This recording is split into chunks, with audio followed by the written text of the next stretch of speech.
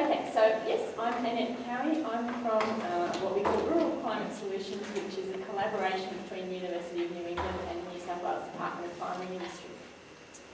I'm here today to talk to you about the research that we're doing in mitigating greenhouse gas emissions from agriculture and the opportunities from agriculture in pursuing some of these things in mitigating emissions. Anyway, the point is that the predictions that the scientists have made about the impacts of climate change are happening, and it's not surprising because despite the international efforts, the Kyoto Protocol, etc., we haven't actually managed to turn around this upward drive of CO2 in the atmosphere. And the impacts that that's likely to have, that the scientists tell us that will have if we don't manage to reduce our greenhouse gas emissions, are the increases in temperature, the variable impacts on rainfall. Actually, up here in the tablelands, it's predicted to stay the same, and on the north coast of New South Wales, it's predicted to get better in rainfall terms. But there are other parts of the country, I'm sure you're aware, that the predictions are pretty dire. It's all about increased variability. So yes, we've got droughts, but we've also got floods, and that's not a surprise either. So obviously these sorts of impacts are going to have a major impact on agriculture. It's going to change the length of your cropping season. It's going to change whether you can sow. It's going to have a big impact on product quality. You'd be aware of how on the north coast of New South Wales, dairy has become unviable. The chooks may not be able to be produced in Tamworth. It may get too hot there, and they might have to come up to Armidale. It's going to have a big impact on agriculture. And obviously, water's a problem in most places, and it'll have a big impact on runoff. It'll have a bigger impact on runoff than the impact on rainfall, which is obviously going to increase competition. Now, if we're going to do something about greenhouse gas emissions, the most obvious thing to do is to reduce the emissions from the fossil fuels that we use in our daily life and in our industries. But there are a lot of things that can also be done in agriculture. There are ways we can reduce emissions, and there are opportunities for agriculture from reducing emissions. If we look at the emissions profile for New South Wales, you can see that about half the emissions, in the big red half there, come from the stationary energy sector, and that's mostly from coal-fired electricity. Another quarter of the emissions are also from other parts of the energy sector. Can you read that?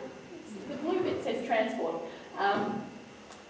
You can see agriculture, 10%, and that's just a particular area of emissions from agriculture that I'll explain in a minute. For example, it doesn't include fuel use in agriculture because that's actually counted in the transport sector because that's where we count all the liquid fuel use. So besides the 10% there's also this 4% from what they call land use change in forestry, and that's largely land clearing for agriculture, so that's generally grouped as an impact of agriculture. So in fact, agriculture's kind of the third biggest sector after the stationary energy and the transport sector. It's a lot smaller than them, but it is the third biggest.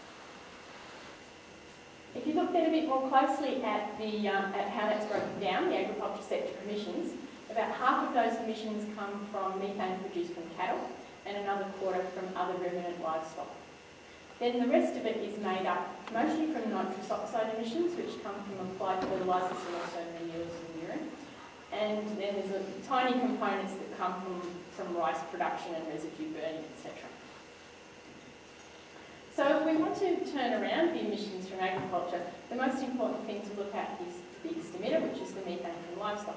But I'm sure you're all aware that producing methane is a natural part of the digestive system of the ruminants, so it's not actually that simple to reduce emissions. But there are a lot of ways that you can reduce it slowly over time. The area that the UNE is working on is actually looking at breeding. And they're saying if you breed for increased growth, increased feed use efficiency, you're breeding for less methane. Because basically when a cow eats the grass and it's digested in the rumen and some of it is released as methane, that's some of the carbon that's actually released. And so it's a waste of the carbon that the animal's consumed. And if the animal's growing faster per unit feed, then it means they're actually turning more of the carbon that they ingest into livestock growth and therefore wasting less of it as methane. So breeding for increased efficiency is where we think the real future is, in reducing net emissions from your whole livestock enterprise. There are some other things that have been shown to be effective. The methane is produced from bacteria in the gut. Apparently the bacteria are protected by the protozoa. And so they found that if you can feed additives, for example, that inhibit the growth of the protozoa, then that inhibits the methane production. And so there's work going on in various additives, tannins and things like that, that can be added to feed to reduce emissions. Now, the next area I mentioned was nitrous oxide. Nitrous oxide is a natural part of the nitrogen cycle. When you apply nitrogen fertiliser, it becomes nitrate in the soil, and then particularly if you have a warm and wet environment, part of that nitrate can be nitrified and then released as the greenhouse gas nitrous oxide. And the reason we're concerned about that is nitrous oxide is about 300 times more powerful than CO2 as a greenhouse gas. So the ways you might be able to affect that are by applying the fertiliser differently. I've said it's worst in warm, wet conditions. If you don't apply when it's in warm, wet condition, then you reduce your nitrous oxide emissions. So, for example, you can schedule your fertiliser application in relation to your irrigation to try to minimise those conditions. There are other things, nitrification inhibitors that are being investigated. They've been found to be quite successful in New Zealand. In our climate, they don't last as long. They're doing okay in Victoria. There's a lot of research going on at the moment on how effective these nitrification inhibitors might be. The work we're doing in this region is looking at the extent to which you can reduce nitrous oxide emissions from your whole cropping enterprise by using legumes rather than artificial fertilisers, chemical fertilisers, to provide N. And we're finding that to be quite effective. Because the legumes have the nitrogen in the residues and the residues break down slowly over time, then there's less likelihood of a burst of nitrate in the soil and less likelihood then of it turning into nitrous oxide. So that seems to be effective. Now, another way that agriculture can contribute to reducing emissions is a bit more indirect, and that's by producing biomass that can be used for bioenergy, which will therefore displace fossil fuel emissions. And there are some simple examples, obvious ones, like the Nuffield plant in Terra, those pictures, which is producing ethanol from waste wheat starch, and that's a fairly simple digestion process to make ethanol. So making ethanol from starch and sugar crops is really quite simple. Making biodiesel from oilseeds is also quite simple. But there are other options. The simple one of burning biomass for heat and electricity, and then what we call second generation biofuels, which means making biofuels out of lignocellulosic crops, which is a more complicated process of breaking them down and digesting them before you can turn them into ethanol. But we see the future of bioenergy in growing lignocellulosic materials, be they the mallees that they're growing in Western Australian wheat belt, something that isn't a food crop. It doesn't compete directly for food and feed. It can be grown in conjunction with your agricultural enterprise and maybe provide some benefits. For example, tree belts and erosion control or protection for livestock, and then turning that into biofuels. So that's just a list of the sort of biomass that's available now and could be available for making bioenergy. The most obvious things to use are waste materials, particularly if they go to landfill at the moment and therefore produce methane when they decompose in landfill. If you can take away and use them for something useful, then you get lots of benefits there. The idea of purpose-grown crops, I've talked about the mallee, possibility of using forest harvest residues. I don't know if you're aware, but the recent change in the legislation means you can't get renewable energy certificates for using biomass from native forest harvest. Unfortunately, there is a current thing happening in Parliament which might turn that around, but probably won't. Then there's a possibility of using crop stubbles. Now, for decades, I guess you've been hearing agronomists saying we need to preserve our crop stubbles. It's really important, to preserve the mulches, for soil fertility and that type of thing. But in some systems, there may be excess stubbles that can be used, and certainly internationally, it's one of the areas that people are investigating. The work we're doing in this area is looking at this issue of how you get high efficiency ethanol production from lignocellulosic materials. So looking at treatments you can apply in the lab, heat, chemicals and enzymes for pre-treating these materials. And we're also concerned concerned about sustainability issues in bioenergy production, and we're working on development of standards with some international groups. Now, besides reducing emissions, the other thing you can do to reduce net emissions is to sequester carbon. And I'm sure you're all familiar with the concept of sequestering carbon through soil management. So, when we look at the carbon cycle, obviously when plants grow, they take carbon dioxide from the atmosphere and they turn it into carbon in the biomass. And the next part of the cycle is that biomass, be it litter or roots, breaks down in the soil. Some of that becomes soil organic matter, and most of it's actually returned to the atmosphere by the microbes in the soil, eating the organic matter and respiring that CO2 back to the atmosphere. But the whole concept about building soil carbon is all about the benefits that carbon can bring in terms of increasing the productivity of your farmland. I'm sure you're all familiar with the benefits of organic matter, but also through the sequestration of carbon, you can contribute to world benefits in terms of climate change mitigation and other factors such as water quality management. And I imagine you're all familiar with the practices that are encouraged to build soil carbon, which is mostly about increasing your inputs and reducing your losses. So increasing your inputs by, for example, in grazing management, making sure you maintain the soil cover, making sure in your cropping systems that you're retaining stubble, which obviously is different from what I said before about the bioenergy and why we have to look at a balance there. Things like controlled traffic, so that you're minimising disturbance, and other obvious things like adding organic matter in the form of compost or manures or biochar. We have a national research program that we're part of, which is quantifying the baseline soil carbon levels for the basic, most common land use systems, soil types in the agricultural regions across Australia. And the data that we get from that will be used for developing models that are used in greenhouse gas inventory and emissions trading. In New South Wales, there's 800 sites that we've sampled, and we're in the process of analysing those samples now.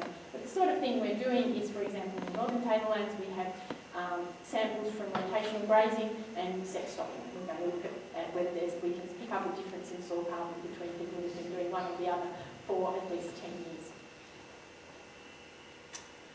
I mentioned the possibility of biochar. I don't know if you've heard about biochar. It's kind of a new thing, but it's been talked about a lot, so you probably have. Biochar is just a fancy word for charcoal when we use it as a soil amendment. The reason why we're interested in doing that, if you haven't heard of it, it probably sounds a bit weird, is that some German agronomists, I guess they were, went to the Amazon and discovered that in amongst the very infertile, deeply weathered red tropical soils, there were these areas of black soil. And these areas are really fertile and they're really full of charcoal. And they've determined from anthropological investigations that these have actually been created by the indigenous people who've been using them probably as a rubbish dump, basically. They were burning wood to fire their kilns because they made pottery, and then they were throwing all this, the charcoal and bits of broken crockery and the bones from their chicken and stuff into the soil, and presumably they eventually realised that this was increasing fertility, and these soils are highly productive still today, and they have been apparently farmed. And so the concept is, can we recreate this phenomenon by making new charcoal and putting that into the soil? The sort of way we'd like to make charcoal these days is not stick it in a pit in the ground and cover it with soil and let it smoulder away, producing smoke and methane, which would be a negative thing to do. This is a high-tech pyrolysis system that takes the biomass and it heats it in a kiln in the absence of oxygen. And through this pyrolysis process, you get a product, a solid product of biochar. You also get a gas product, and you can use that syngas for producing electricity or heat. That's a schematic of a high-tech system. This is the pilot plant that Pacific Pyrolysis has built at Summersby in Gosford. And they actually have a grant from the Victorian Government to build a plant in Victoria now, a real live plant that will produce hundreds of tonnes of biochar, and then we'll all be able to do a bit more research and know a bit more about it. But you can actually do it on a smaller scale. There's a couple of people producing a unit that they are promoting the use at farm level on the back of a trailer type of scale.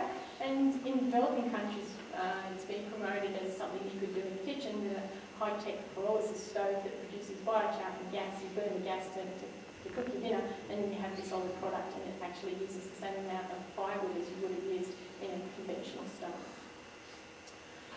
we're doing with biochar is we're really kind of diverting the carbon cycle. So that's another version of the carbon cycle. What we're doing here is we're, instead of respiring back to atmosphere, we've created this charcoal which is really difficult to break down. We know that charcoal is very stable. We look it under the electron microscope and we can see the stability of its structure, particularly wood charcoal. And we look at chemically and we can see that those circles are the benzene rings, and benzene rings are really difficult for microbes to break down. So once you've turned it into charcoal, we know it's going to last for hundreds to thousands of years. So that provides a greenhouse benefit because basically you're taking biomass that would have otherwise decomposed and gone back to the atmosphere and turning it into something which isn't going to decompose nearly as fast, and we're finding that it adds lots of benefits agronomically as well. These are some results that we had from trials that we've done at Longbar on the North Coast here, showing quite big yield advantages from applying things like poultry litter biochar and paper mill sludge biochar. Now, poultry litter biochar has obviously got nutrients in it. Paper mill sludge biochar has a lining rate as well as carbonates in it. I would be misleading you if I didn't tell you that we also have results that show not much impact of biochar, or even small negative impacts of biochar, depending on what it's made from and where you apply it. So don't get the impression biochar is magic. It has benefits in certain situations, and we're doing research to try and pin down where those are. That's a list of the greenhouse mitigation benefits from biochar. I've talked about the long-term carbon storage because it doesn't break down. When you make the syngas, you can use that to displace fossil fuels, that's another bioenergy stream. We found that it reduces the nitrogen fertiliser requirements, it reduces leaching of nitrates and ammonia. We found that it actually reduces the nitrous oxide emissions from the nitrogen that is already in the soil. And that's kind of interesting. At the moment we've got a lot of research trying to figure out why that might be happening. There's a number of different possibilities. If you were to use biomass that would have otherwise gone to landfill and produce methane, you can avoid that as well. Sorry, I didn't expect this slide to be here. I thought I'd cut it out and I've got far too many slides. Anyway, what I'm trying to illustrate here is that depending on what you make the biochar from and what system you apply it to, you get a different range of benefits. So this one was the idea of making biochar from council green waste and applying it to a canola crop, where most of the benefit is from subverting the green waste from landfill, that's the brown part, and the black is the carbon that you stored in the biochar. In contrast to this example, where we're using poultry litter and applying it to an intensive veggie crop. Now, the thing with poultry litter is that if you used it raw, it would decompose and produce a lot of methane and nitrous oxide. If you turn it into biochar, you're avoiding that nitrous oxide. And also in a veggie crop, you put on lots of nitrogen, and that produces a lot of nitrous oxide. So if you use the biochar instead, need less fertiliser, and it reduces the nitrous oxide from the fertiliser you apply, you get a big benefit. We have a national program of research going into biochar, and one of the main things we're looking at is the turnover rate. So that illustration there is my colleague Vipin Singh in West Pennant Hills in Sydney, and he has a turnover experiment that's been going for 5 years, which might not sound like a long time, but in biochar research that's a long time. And from 5 years of research we can see how the decomposition curves have turned over, and from the rate at which it's decomposing now we can predict how long it's going to last. And so that's where we come up with the predictions that it's going to last for hundreds to thousands of years. And we found that if you make it out of poultry litter, at low temperature it might last 100 years. If you make it out of wood waste at high temperature, it looks like it's the thousands. We're also looking at this nitrous oxide phenomenon and putting it all together to look at life cycle analysis of the whole system. Another way of sequestering carbon is by growing trees, fairly obvious. So we're doing research in how you estimate how much carbon's in the trees. And we found a really tight relationship between the stem diameter and the amount of above ground biomass and 50% of biomass is carbon. So we can use that relationship to predict how much carbon will be stored by planting trees. We've also been doing some fairly novel research in digging up landfills and seeing what happens to wood products there.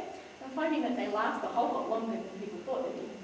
The International Accounting used to assume that wood products in landfill, if it's paper, it decomposes in a year. If it was wood products, it decomposes in 10 years. We've dug up landfills that are 50 years old. We can still identify the wood products. They look basically the same as we think they were put in the landfill in the first place. So that's interesting and has changed the carbon accounting national and international. So that leads me to some of the uses of this research, and that is in creating these inventory reports that the governments do under the Kyoto Protocol. Our accounting is done through the National Carbon Accounting System, which is a series of models stock changes in the forest, etc. And our data are used in building those models. Maybe closer to home for you people is the current trend towards wanting to know carbon footprints of products. And these are products for sale in Tesco supermarket in the UK, and they have this little carbon footprint label on them. And so that these people who are marketing these products are requiring an estimation of the total greenhouse gas emissions that have been produced in creating that product. And that, I expect, is going to be growing for them. There's a lot of work internationally going into building standards for being able to do this carbon footprint analysis. This is an example of the life cycle assessment that was done by the UK companies that they could market their chips. Oops, sorry. And so they're just looking at the emissions that are produced through the various stages of production. You know, quite a bit of emissions through actually growing the potatoes in the first place, but then you can see that there's also quite a lot of emissions as you go down the production chain in processing and packaging and transport, etc. And the sort of work we do here is we use just basically a huge spreadsheet with a huge database. There's a couple of proprietary programs available for doing life cycle assessment.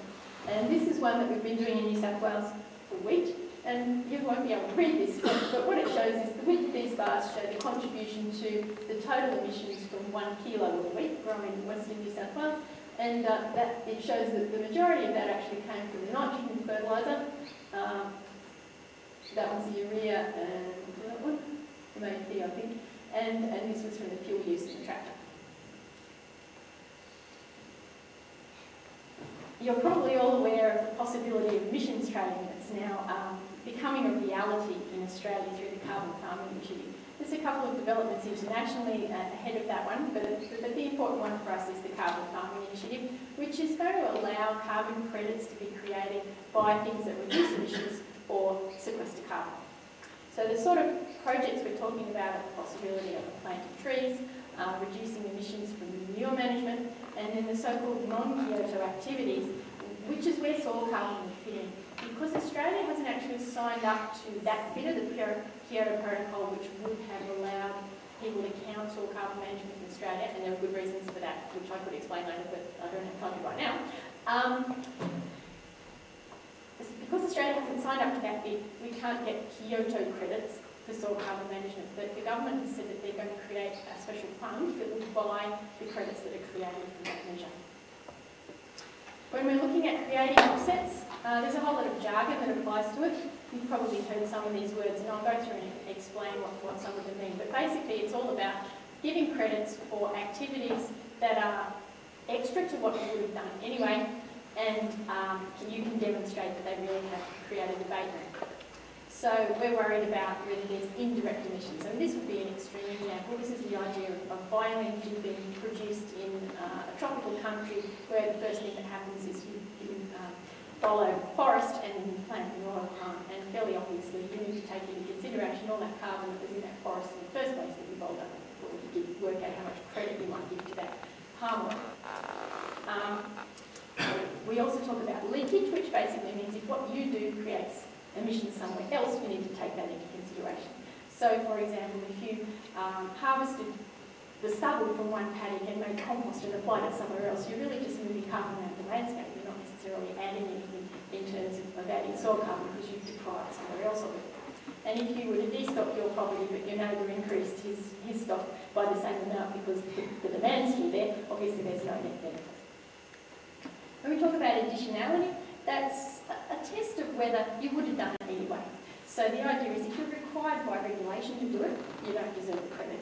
If it's common practice in your area but you've been holding out, you don't deserve the credit to do it. So what Australia's done is introduce what they call a positive list, which is a much more straightforward way than it's used in other schemes internationally. So if the activity is on the positive list, then it's okay. It's considered additional. And then we have to worry about the permanence, because if you've planted trees, if you've increased soil carbon, that's very vulnerable to loss. And so someone who's buying credits from that needs to know that that's not just going to evaporate next year, the benefit that they thought they bought. So the scheme has to find ways to manage permanence. The Carbon Farming Initiative is going to require the carbon to be stored for 100 years. It doesn't mean that you have to keep that carbon in that paddock there. It just means that the scheme has to provide a way of, if there's losses in one place and gains in another, balancing these up to determine what the net benefit is across the pool that's managed in the scheme. call a risk of reversal buffer, which is part of the carbon that's being generated can't be sold because it's kept as a buffer in case there are losses somewhere else. Measuring carbon. It's possible to measure it. You can measure soil carbon. You can measure nitrous oxide emissions. You can even measure the methane emissions from livestock. But obviously this is out of the question in terms of routine measurement that you use under a project under the Carbon Farming Initiative. So my take on this is that we do those measurements that I've just illustrated to build our research knowledge, to build models, and then we base our estimates on models. This is the type of model that we're using for estimating carbon stored in forests. So I'm expecting that, and to use this, you go in and you put in your GPS coordinates, and you choose the type of tree you planted and the management system, and then the model estimates what the sequestration is. You don't have to go out there and measure anything. I'm expecting a similar sort of system will apply to regular agricultural activities. So what we're doing here in Rural Climate Solutions is the research that's been used to build those sort of models. We're using our information to help devise policy measures that are going to be realistic incentives. And it's a multidisciplinary approach. We need to have the scientists working with the social scientists and the economists so that we can come up with something that's going to be effective. Basically, what we're looking to do here is to come up with modifications that can be applied to existing agricultural systems that can reduce emissions but maintain productivity. And that's basically where we're focused.